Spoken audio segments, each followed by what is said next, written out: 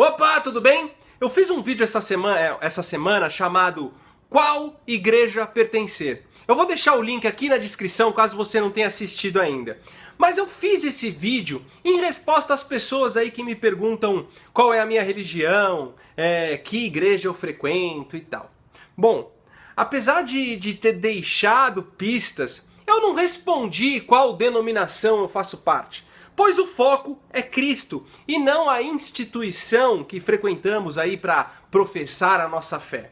Você pode até conhecer Jesus através de uma religião, mas se seu relacionamento for restrito a um conjunto de dogmas, a um código de ética, liturgias e doutrinas, você acabará sendo catapultado para longe de Deus. É por isso que a nossa experiência espiritual deve ser com uma pessoa, com a pessoa de Jesus. Enfim, mas o fato é que o vídeo gerou uma porção aí de comentários que me levaram a gravar esse vídeo de hoje. Comentários como: a única igreja verdadeira é a igreja de Pedro, por isso a igreja católica. A igreja legítima de Cristo é a católica, pois Pedro foi o primeiro papa. Ou se não, comentários como: a igreja católica distorceu os ensinamentos bíblicos, fazendo sincretismo com o paganismo romano. É por isso que a reforma protestante trouxe de volta a doutrina verdadeira. A igreja protestante é a legítima, pois é a que segue a Bíblia à risca, enquanto a católica incorpora aí inúmeras crendices. Bom, eu sinceramente acho que comentários desse tipo são de pessoas que vivem uma experiência religiosa, apartadas da pessoa de Cristo. Temos que entender que a instituição religiosa é composta por seres humanos corruptíveis como eu e você. Sendo assim, qualquer igreja institucionalizada irá refletir as características corruptas do homem, isso em determinado momento. Sendo assim, a meu ver, qualquer uma distorce em maior ou menor grau a essência do evangelho. O catolicismo e o protestantismo não ficam fora dessa lógica. Eu vejo aí absurdos sendo praticados nos meios evangélicos, principalmente nas igrejas neopentecostais, como vejo absurdos sendo praticados na igreja católica, hoje e no decorrer aí da história. Mesmo assim, sou o maior incentivador para que as pessoas façam parte de alguma dessas instituições, independente de qual seja. Se hoje temos acesso às escrituras, foi graças ao zelo dos católicos por meio dos séculos. Se hoje o mundo é civilizado e possui assim uma cultura mais elevada, foi por causa do trabalho missionário católico. A primeira universidade da história foi um legado católico. Mas graças à reforma protestante, hoje temos o conceito de Estado laico. Por causa da reforma, as pessoas comuns passaram a ter acesso à Bíblia na língua nativa. Os reformadores acabaram com um maligno sistema de indulgência, fomentado aí pelos católicos na época.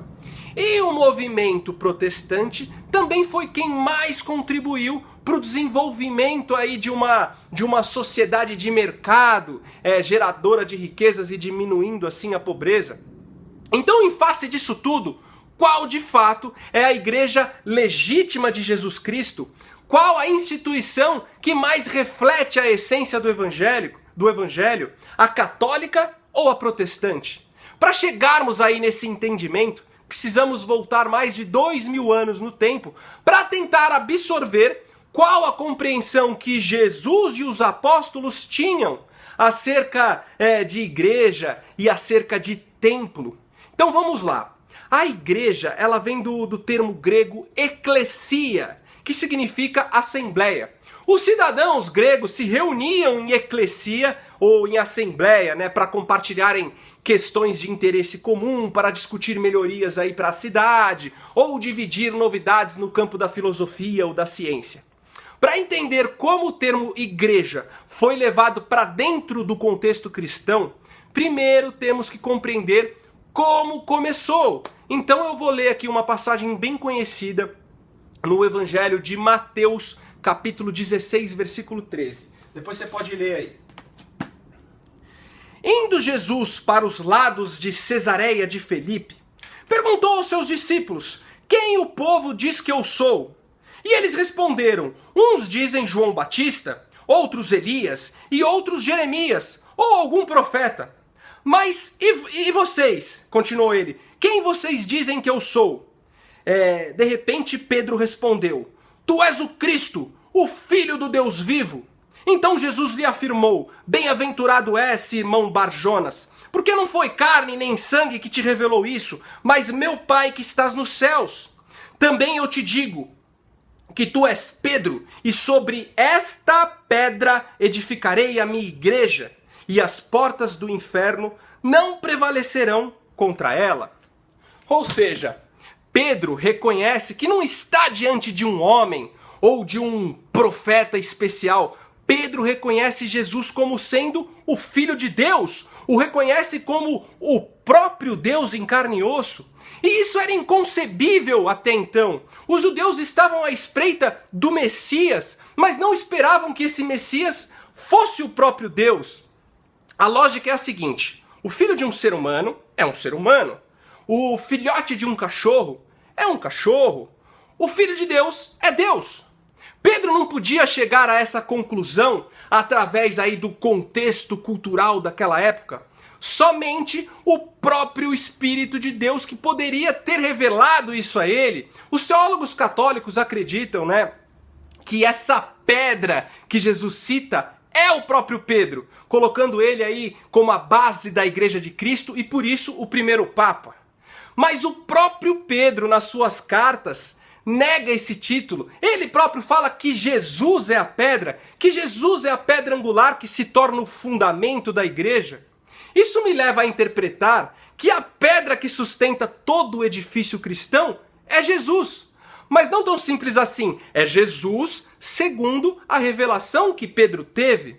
Pois temos que entender que muitas pessoas aí podem enxergar Jesus como um profeta importante, como um espírito evoluído que pisou na terra, ou como um homem de plena relevância histórica, Mas a pedra fundamental da igreja é Jesus Cristo como sendo o próprio Deus em carne e osso. O Jesus conforme Pedro nos revelou. Então, segundo o Evangelho, igreja é a reunião daqueles que compartilham a fé em Jesus como sendo o próprio Deus. Igreja é o agrupamento daqueles que dobram seus joelhos diante de Jesus. Igreja é o encontro de todas as pessoas que buscam abrirem mão de si para serem absorvidas na pessoa de Cristo. Esse ajuntamento, que inclusive pode ser feito em qualquer lugar, até aí debaixo de um pé de goiaba, é onde está a igreja física, a igreja histórica. Quando você pede conselho para algum amigo seu aí na fé, isso é igreja. Quando você se reúne com a sua família para jantar e todos ali compartilham um coração grato a Deus diante da comida, isso é igreja.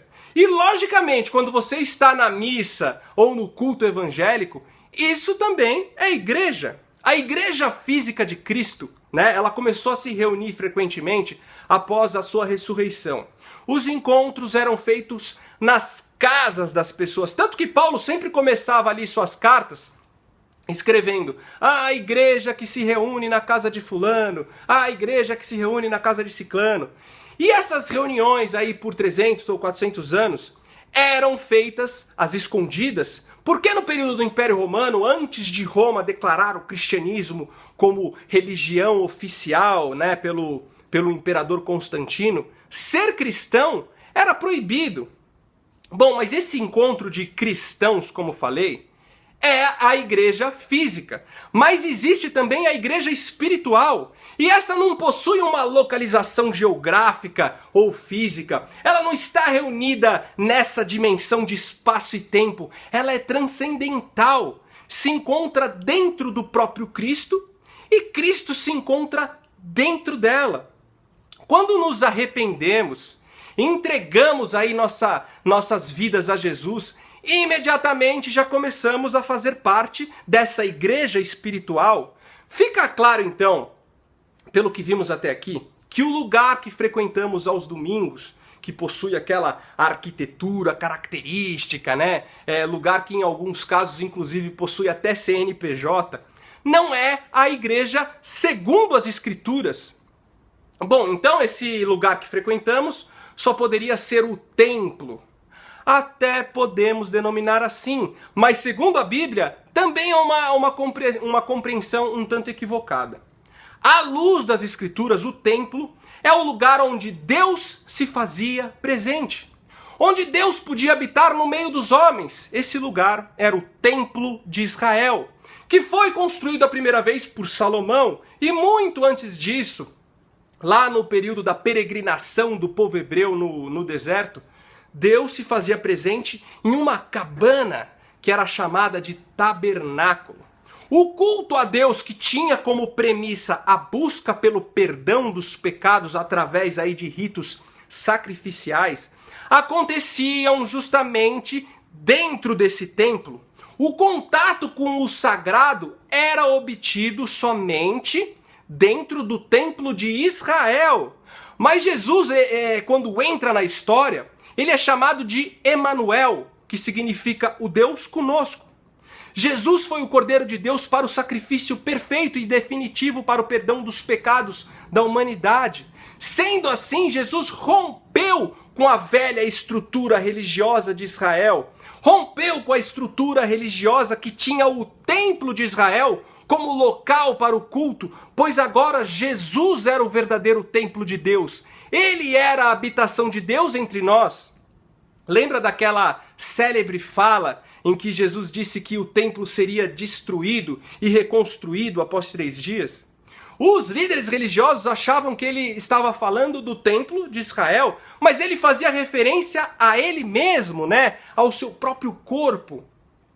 E após a sua morte e ressurreição, passamos a fazer parte do seu corpo, e assim, né? E assim nós que passamos a ser o templo de Deus aqui na terra. Deus se faz presente no interior de cada um de nós. Por causa de Jesus, um Deus vivo só poderia habitar em um templo vivo. Mas o importante é que, apesar de Deus estar presente em cada um de nós, ele só se manifesta onde estiver 2 ou mais reunidos em nome de Jesus, pois é no amor que Deus se manifesta. E o amor exige relacionamento, exige comunhão. Apesar da salvação ser individual, a caminhada espiritual é comunitária e relacional. A igreja é o corpo de Cristo aqui, é o próprio Cristo atuando no mundo. Por isso a comunidade cristã, como igreja, deve afetar o ambiente à sua volta, como Jesus afetou, né? Levando a mensagem da salvação e atendendo o homem em todas as suas necessidades e tribulações. Adorar a Deus não é se fechar nos ambientes religiosos e entoar cânticos de louvor ao Pai. Isso faz parte também, mas edifica apenas a nós mesmos. E Jesus deixa claro que servimos a Ele quando servimos o próximo, quando servimos os pobres, os famintos e aqueles que precisam de alento. De verdade, às vezes aí eu não consigo encontrar muito sentido nessas suntuosas construções religiosas, construções essas que às vezes até fazem referência ao sistema religioso do Templo de Israel, né, que Jesus suplantou. Vemos prédios faraônicos, construções ricas e requintadas. Bom, deixa pra lá. Mas para encerrar, o que fica muito bem entendido é que nem a instituição católica, nem as denominações protestantes podem ser detentoras da legitimidade da igreja estabelecida por Jesus. E você não precisa necessariamente frequentar a instituição religiosa para ser o templo de Deus. Você não precisa pertencer a uma denominação católica ou protestante para pertencer à Igreja de Cristo. Mas apartado da instituição religiosa, de que forma você se reunirá com frequência, né, com aqueles que compartilham a fé em Jesus? já que essa comunhão é o ponto fundamental para que se legitime uma igreja? E de que forma essas pessoas com que você se reunirá servirão a Deus na missão de afetar o mundo com transformação? De que forma você se disciplinará em estudar com uma certa constância as Escrituras? Você encontrou algum jeito? Se encontrou, ótimo, continue assim. Se não encontrou, é porque talvez ainda não evoluímos o suficiente para sermos igreja de Cristo, completamente divorciados da igreja institucionalizada dos homens. Bom, esse foi o vídeo, curte o vídeo, se inscreve no canal, compartilha aí a mensagem nas redes sociais. Valeu!